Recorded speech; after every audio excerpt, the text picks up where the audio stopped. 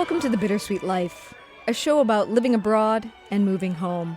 And more than that, it's a deep exploration of what it means to live, to truly be alive. Your host, Tiffany Parks, is a childhood friend of mine. She lives in Rome, Italy. She moved there from the United States 16 years ago. And me, I'm Katie Sewell. I was a short-term expat for a time, living in Italy, right down the street from Tiffany. And then I moved home to Seattle, Washington. That's where I am now. So you are in the right place. If you love Italy or travel, if you're thinking about moving abroad or lived in a foreign place in the past, this is a show infused with art and literature and history. It's a show about life, and we're glad you're here.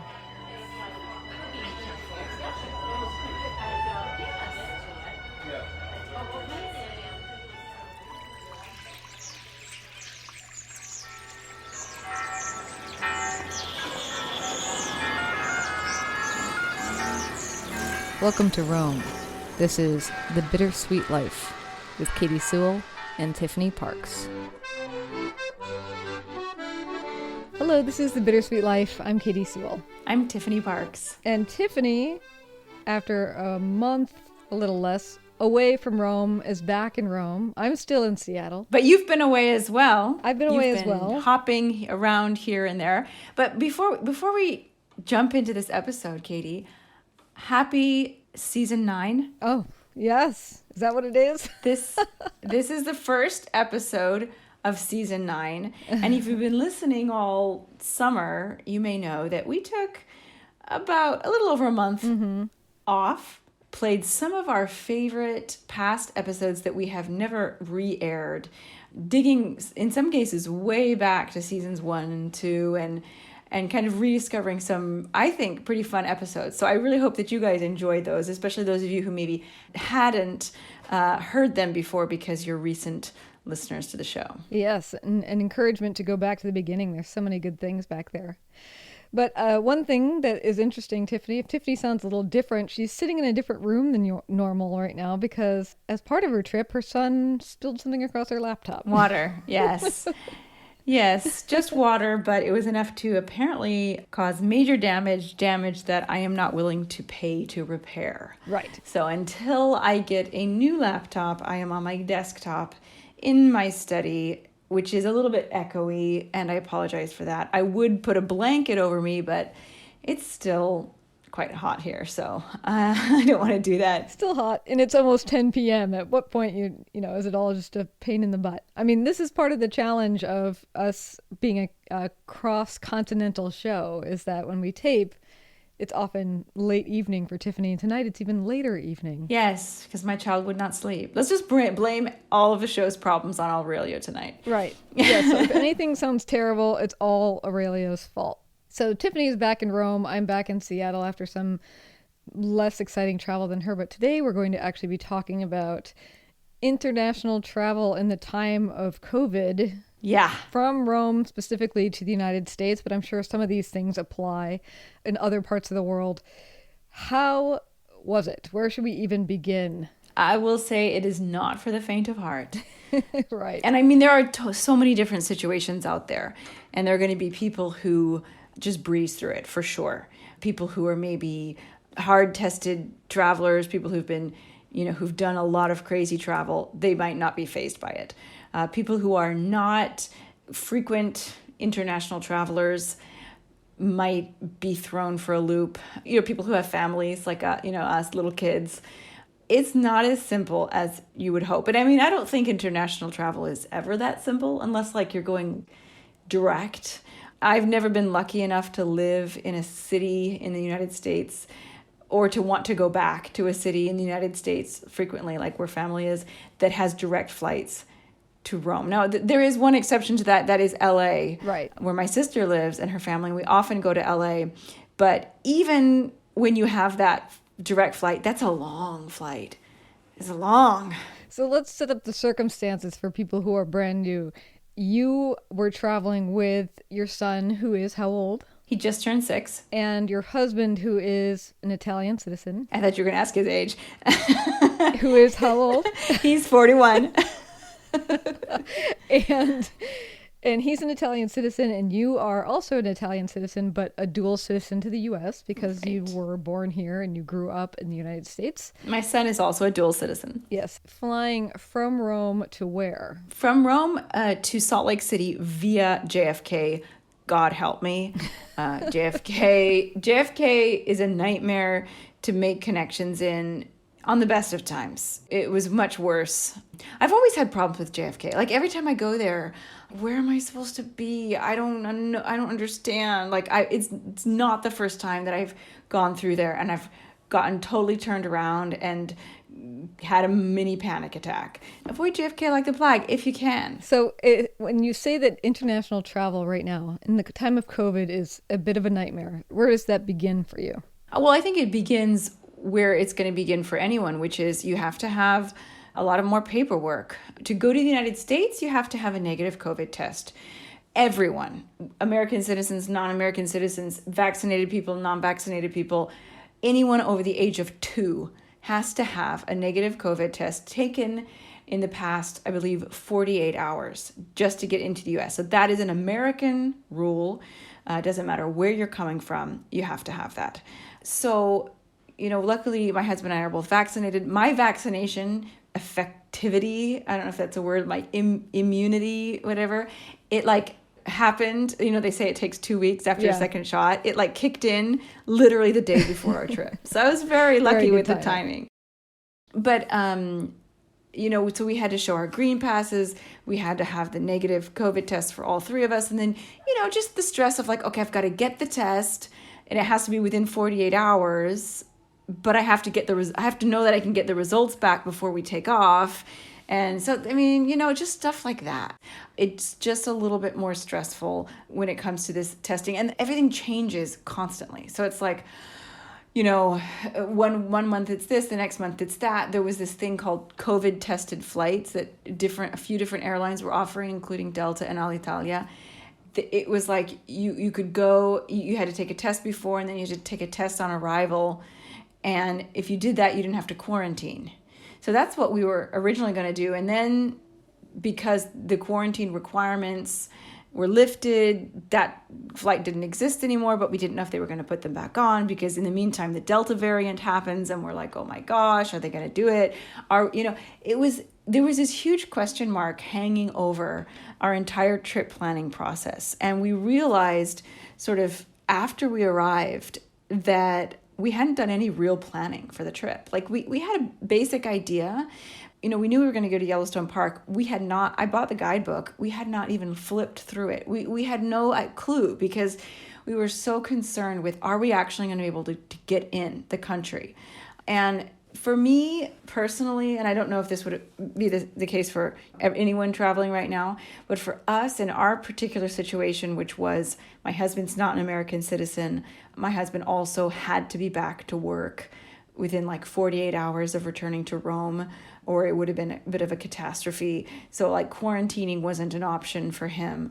Because of specifically these 2 things, there was just a level of stress that was sort of constantly just weighing down on us. And I deal with stress pretty well in normal situations, but as we've talked about with travel, it's my weak spot. My husband is very prone to stress, so it was not a great situation. And I think that when we came back, I needed recovery. I needed a week. You know how they always say you need a vacation from your vacation? It really felt like that. It was really, I need to just do nothing for 4 days and let the stress sort of dissipate. I don't know that I realized until that, and I've just finished that first week, how much that stress sort of What were did the to me. requirements coming back into Italy? Did they have the same thing? Did you get a sense of, say, if I wanted to come visit you, what I might be facing? Right. Well, it's going to be much easier. It's much easier to go to Europe than it is to come to the States. So you do not need a negative COVID test if you are vaccinated. You only need one as a child if you're over 6. Aurelio had literally turned 6 3 weeks before, so he had to get one. But if you have your vaccination record and it's been 2 weeks since the second shot, or I think there are a couple of other things. If you don't have a vaccination, I think you can have the negative test, or you can have proof that you've recovered within, I don't know if it's 3 or 6 months. So you said that it was not for the faint of heart, traveling from overseas to try to get into the United States, and probably not even to go back, but we'll find that out later. So tell us why. Why was it so much worse? Because we all know international travel sucks. Why was it so much worse during COVID? Well, so on top of all the documentation that you need and the stress of like making sure you have everything that you need and you've got it in the right time, and because there's so much fine print and it's just so difficult to keep up with all of the changes and all of the rules, we knew that Claudio, if he hadn't been my husband and Aurelio's father, would not have been able to come into the United States. In the fine print on the American Embassy website of who is allowed to go into the States and who isn't, it says that, people who've been in Europe are not able to go in unless they are the spouse of an American citizen or a minor child of an American citizen, or the parent of a minor child who is an American citizen. So luckily Claudio was two of those things, and we knew we had to get all of his documentations. We knew we needed our marriage license translated, notarized. How do you know that you need to bring a marriage certificate? Because I don't think people would necessarily think that. Well, we would probably not have thought of it. Luckily, Claudio's ex-girlfriend, who is now our friend, works at Alitalia, and she told us, get your marriage certificate, a copy of it, and then get it translated into English, and then get it legalized by the Italian state, like in court. And I had this flash of brilliance. I was like, wait a second, we have Aurelio's American birth certificate, and it's in English already, and it was produced by the Italian embassy. I'm like, that is definitely going to be enough. We don't need to pay for this expensive translation. And he's like, no, I want to have both. And we had a huge fight about it because I didn't want to spend the $150 to get this fancy translation, and he wanted to be safe. And turns out, thank God, he won that argument because we needed that thing. So we had all these documents, and he was stressed until the very last second. We couldn't even plan the enjoyable parts of it. We get to the Fiumicino airport. I mean, there's already that stress whenever you have a big trip. Is the line going to be long? Am I going to miss my flight? Do I have scissors in my carry-on? It's just there's so much that can go wrong, from little to big. And we finally get to the front of the line to check in, and they can't print Claudio's boarding pass. It won't print. And they had looked at all our documents. They had checked our COVID tests and our vaccines. They had checked everything. They had checked our marriage license, but the computer was blocking Claudio's boarding pass, and they couldn't figure out why. Well, it turns out they had canceled, the U.S. government, the Department of Homeland Security, to be precise, had canceled his ESTA, which is basically a visa waiver program for people from Europe and some other countries. He's traveled to the United States with ESTA many times. It's very straightforward, and it was like it had been completely erased or canceled. And it's basically like how for me to come to Seattle, I don't need to get a special visa to come visit you. It's a similar thing, right? He doesn't need to go apply for something. Exactly. Well, he does have to apply for it, but it's very straightforward. You have to answer a couple of questions. There's a couple of countries that they don't want you to have visited for whatever reason, like Somalia and Iran. But for the most part, as long as you're not like an international terrorist, as long as you don't admit to being an international terrorist, you're in. Yeah, if you're from one of these countries. So that we find out this thing has been canceled. We're freaking out, but we have all the paperwork, and we know that he's allowed to be there because, I read the fine print on the American Embassy website. But in the back of your head, you're thinking, did they change the rules since then? What is going on? Luckily, some manager at Alitalia was able to override the system and manually, I don't know how, approve his entry. And so we got our boarding pass, we got on the flight. And I'm thinking, okay, it's smooth sailing from here out. We're going to be fine. We get to JFK. So we had a 3-hour layover. I could have chosen a later flight that would have given us a 2-hour layover. But I said, you know what? I'm going to do the 3-hour layover just in case. Smart move. Yeah. Our flight was about 45 minutes late. coming in, but I still was like, okay, we're good. Then there was this massive, massive line to go through Immigration and Border Control. Huge line. But not only was it really long, it was squished together. It was like 14 rows of line snaking back and forth. You are truly cattle. Yeah, it was awful. To have to go through that in a time like this was very nerve-wracking because of how close we were and forced to be. All of this sort of airport chaos is because of the pandemic, but the consequence of that is that we're being forced into a massive line where we're going to be potentially coming into contact with hundreds and hundreds of people. Like, seems like not ideal situation.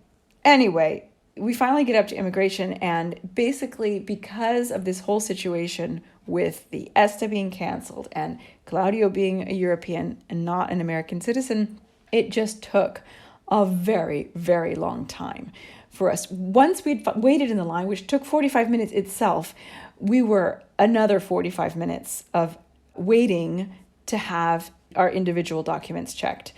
And to be honest, I think that even if that hadn't happened, which was very nerve-wracking and stressful, but I think even if it hadn't happened, I think we would have missed our flight anyway. Because at JFK, I mean, you know how it is. If you're ever doing a connection there for an international flight, you almost always have to change terminals. There is a tram, but you have to leave the airport. Like, you have to physically go outside. And because you're outside, you have to go through security again. Oh. I knew this about JFK, and while we were waiting in line, before we even got up to immigration, I was looking at my watch and thinking, oh my gosh, we might miss that flight, And in the end, we did miss it. What hour of travel are you at this point, would you say? When you missed that flight, how long have you already been on the road? Well, if you count, like, when we leave our house, do you count when we leave our house? Yes. Yeah. Oh, yes. We left the house at 6 a.m., I think, maybe a little bit before 6 a.m. No, 6:30. We left the house at 6:30 a.m. Rome time. Our connecting flight to Salt Lake City was supposed to be for 4 p.m. in New York. 4 p.m. in New York is 10 p.m. in Rome. Mm-hmm. So that's 6:30 a.m. to 10 p.m. What is that? 7, 8, 9, 10. That's 13, 12, 13, 14, 15, 16 and a half hours. Okay. Or it wasn't quite that long because we hadn't officially missed a flight yet. But I knew we were going to. Like, I didn't even try to get to the terminal. I knew by the time everything was fine and they'd finally checked the documents 100 times or whatever, and we got through, it was clear that we were not going to make the flight. So my advice to anyone going into the United States, and I have a lot of friends who live here in Italy and a lot of contacts who I don't know personally who live somewhere in Europe and have a spouse who is not an American citizen. Give yourself like a 5-hour layover. Like, don't joke around. If you haven't gone to the States yet and you're planning on going and you have a connection, just be prepared. Be prepared to have to wait and have, extra scrutiny on your documents. You'll be fine. You'll be able to get through, but you might have to wait. And they are not going to care if you miss your connection. Yeah. They're not going to be not known for their warm and fuzziness all the time. The immigration officers. No, not at all. Yeah, so I mean, the good news, there is a silver lining though, Katie. Okay. We wanted to get on the next flight. Okay, there was one more flight to Salt Lake City because Salt Lake City is not a huge destination, so not tons of flights. But there was a flight 2 hours later at 6 p.m. I found a person from Alitalia. Like, I did kind of turn on the desperation at a certain point. While Claudio was waiting for his documents to be checked, I went up to like an airport worker. Like, it was not an airline worker. It was an airport worker. And I went up to this guy and I was like, I don't know what to do. I'm going to miss my flight and it's not my fault. And he's like, okay, what flight were what airline? I was like, Alitalia. He's like, okay, I'm going to send an Alitalia person down here. Just wait here. And she comes down and she wasn't the friendliest, but she was helpful. And she's like, come up to the Alitalia ticket desk as soon as you're all through with this. Because I was just going to go to the gate and try to get on the next flight. She's like, no, don't go to the gate. Come up to the Alitalia ticket desk. So that was good advice. And so we go up there, but it was just more waiting. It was like every step was just so much waiting. So we get there and it takes about 45 minutes for them to tell us that flight, that 6 p.m. flight to Salt Lake City is 100% full. You're not getting on that flight. Yeah. And so I was like, what are we going to do? And they're like, well, there's tomorrow. And I'm like, no.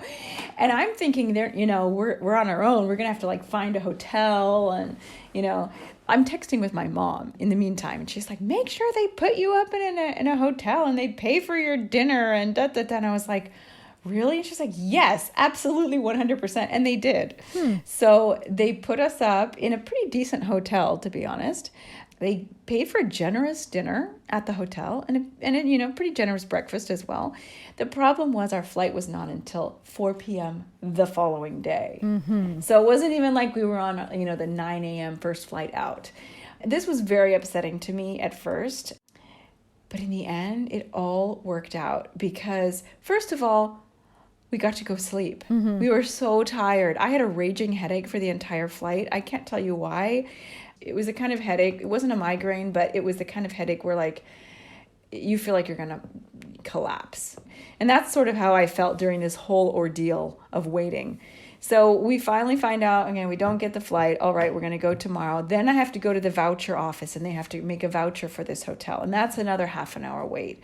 And my poor angel baby child is just rolling with it. And that's why I say about him, he is an amazing traveler. He just like rolls with the punches. He's just okay. I would not have been like this at that age. I would have been like crying, asking my mom when we were going home. But he was great. Well, what's interesting too is the first time, so I know loosely what your plans are when you get to the United States. And the first pictures I'm seeing are you wandering around in New York. And I'm like, what in the world is happening?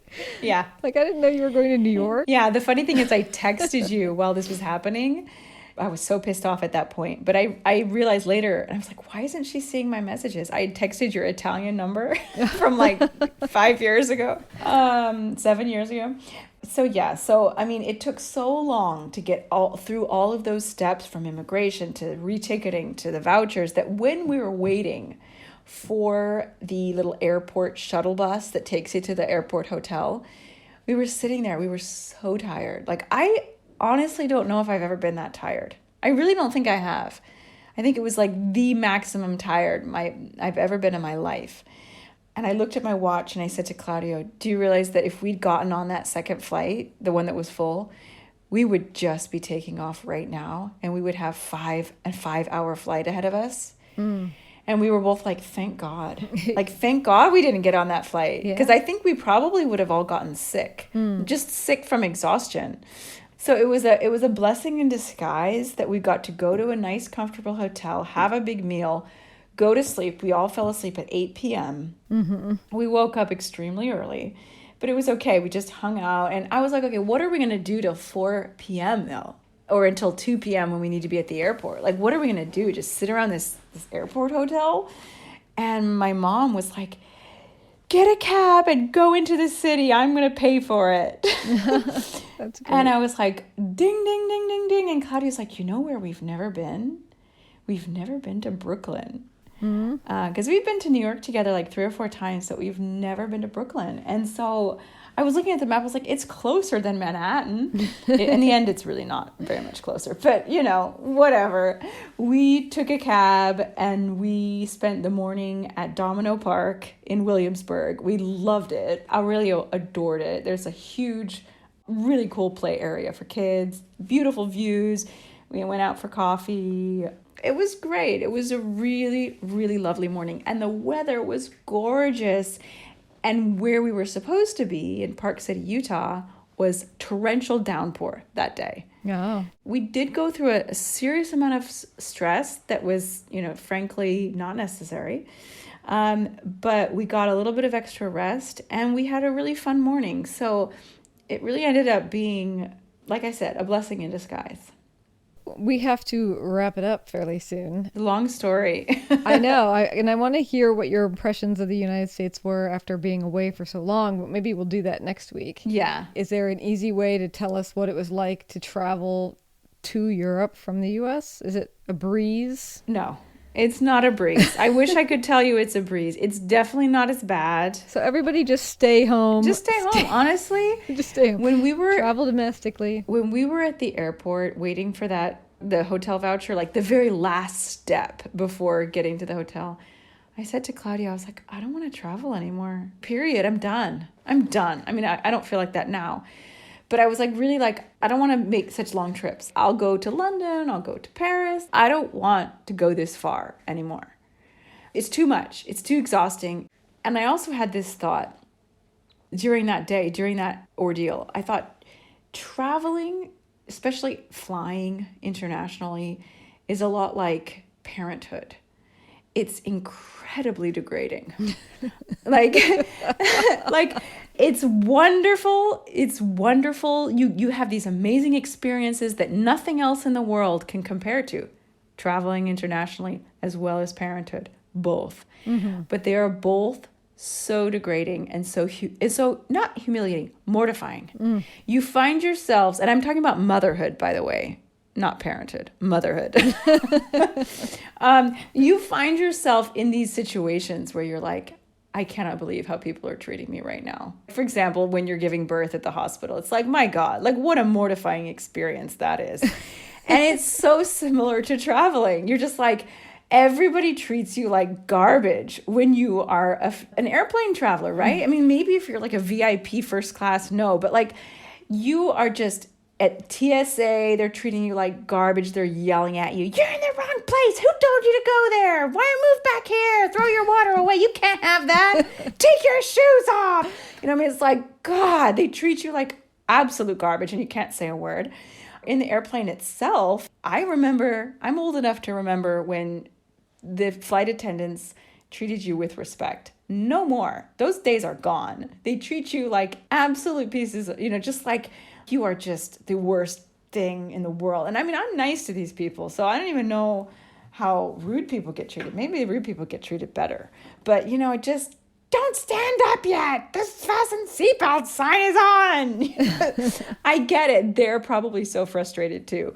But we were sitting next to the toilets on both flights coming back. Constant flushing of toilets and banging of doors, and the seats are so uncomfortable, and they bring you the crappiest food, and it's dirty. It's just like degrading. Oh, and you have to lug yourself around. You have to pay like $6 for a bottle of water, and then they make you throw it away anyway.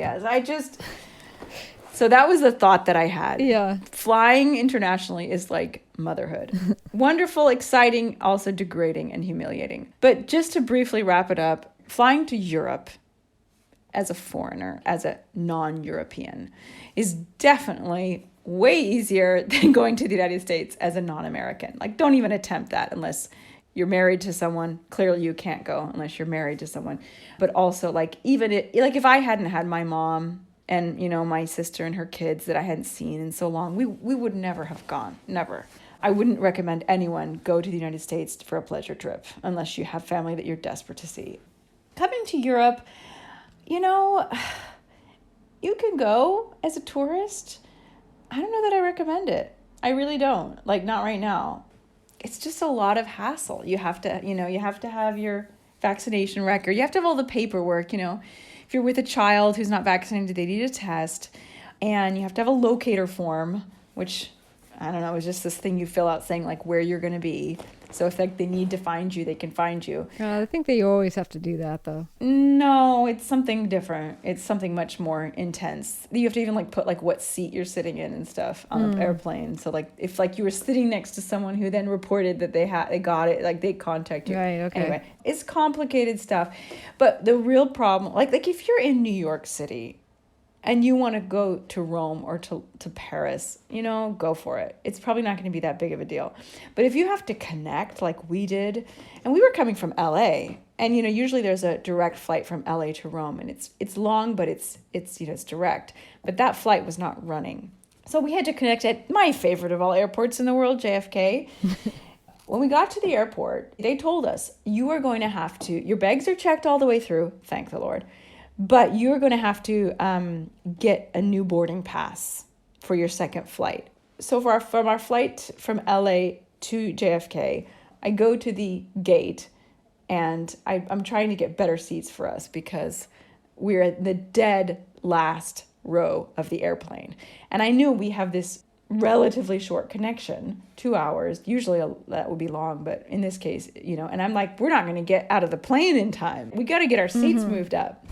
And he's like, no, we can't move you because the flight is 100% full. So this idea that people are not traveling right now is a myth. They are. But he said, don't worry, because I can just print your boarding passes right now for your second flight. And I was like, fantastic. This is great.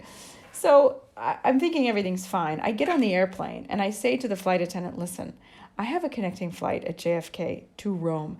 Can you tell me which terminal it's leaving from? And if I'm going to make it in time? She comes back and she's like, look, you're leaving from the same terminal and the gate is 2 gates down from where we're arriving. And I'm thinking, this is great. Stress is off. We have our boarding passes. Our bags are checked all the way through and we're right there. So we get off the plane and we're looking around. I always feel like a deer in the headlights in these situations. You're looking around. You're like, where am I? What am I supposed to be doing? Where am I supposed to be going? I look at the little screen and I see Fiumicino, FCO, gate. There's nothing written there. I thought it was supposed to be right down there. I thought it was supposed to be right around the corner. Luckily, this man who I think worked for Delta sees me and he says, are you going to Rome? And I said, yes, we're going to Rome. He's like, that's in Terminal 1. I was like, you've got to be kidding me. He's like, yes. I said, they told me it was right down here. He said, nope, that's in Terminal 1. You gotta go way back. It's really, really far from here.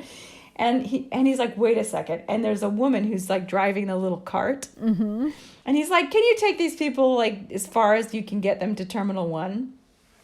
Thank God. Because honestly, I think we would have missed our flight if it hadn't been for that. So yeah. She drives us all the way to the beginning of the terminal. It was so far, Katie. It would have been like a 20-minute walk to get to where she took us in about 5 minutes. So we get there and she's like, okay, you got to go down the stairs, across the street, up the elevator, and then you get the air train. So we go down the stairs, out the door, across the street, up the elevator, get on the air train. We take it to Terminal 1, we get off, and we see the security line. And we're like, well, we knew this was coming. We get in the security line, and, the first thing they do is they check your boarding pass before you even get up to the security where they check your stuff. And they're like, no, you guys got to get new boarding passes. I'm like, you are gotta be kidding me. Why? Because they had to check our tests and our vaccinations. Oh. They had already checked it all in LA, but they had to check it again. So luckily, we had to go to the check-in desk at Alitalia. I mean, thank God there was no line. We get there and the woman there, she knew what was going on. There were 2 other people there. There was an Italian woman there and she looked terrified, like she was going to miss her flight. And I realized that I had the time wrong on my phone, and I had thought we had an extra hour.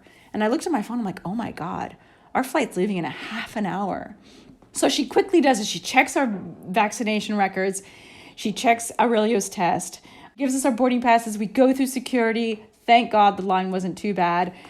We run to the gate and we get there and it's final boarding call. Wow. And we make it on. But I mean, that's the kind of stress that you do not need. Truly. You do not need that. To think one thing and then have it turn out to be another, it's just... Yes. It's so frustrating. It's so frustrating. Yeah. And then as far as getting into Italy, no problem. Plane lands, you just walk out the door. We had to go through passport control. Yeah. Even Italians have to go through passport control we're all Italians. I don't remember them asking us anything strange. The lines were very short. The lines were also way better spaced in Italy. There was way more space between people, which was great. We'll get into that kind of stuff maybe next episode. I was a bit shocked, I gotta say, in the States to see there was not a lot of social distancing in places like airports and other crowded places. But we'll get into that later. But yeah, I mean, I think it was fine because we're Italian. I don't know if we had been from other places, how it would have gone. But it ended up like that little last bit of it was fine. But let me tell you, Katie, it was more stress than is necessary. You travel to enjoy yourself. You travel to relax. I mean, it's your vacation, right? You're supposed to be relaxing. Yes, a cautionary tale to be sure. Well, we should leave it there, but maybe next week we'll get more of your larger impressions on what it's like to travel, not so much actual travel, but to travel in the time of COVID, but when it's not through the airport. Yes. All right. Yes. Well, it's good to have you back. It's good to be back. And until next time, this is The Bittersweet Life. I'm Katie Sewell. I'm Tiffany Parks. Join us again. Bye. Do you have a topic you want us to explore? Send your requests. We love to hear what you want to know. Visit thebittersweetlife.net and contact us with your questions, your adventures, your observations, your favorite episodes. We love hearing from you. You can also find us on Facebook, Instagram, and Twitter. Just search for The Bittersweet Life Podcast.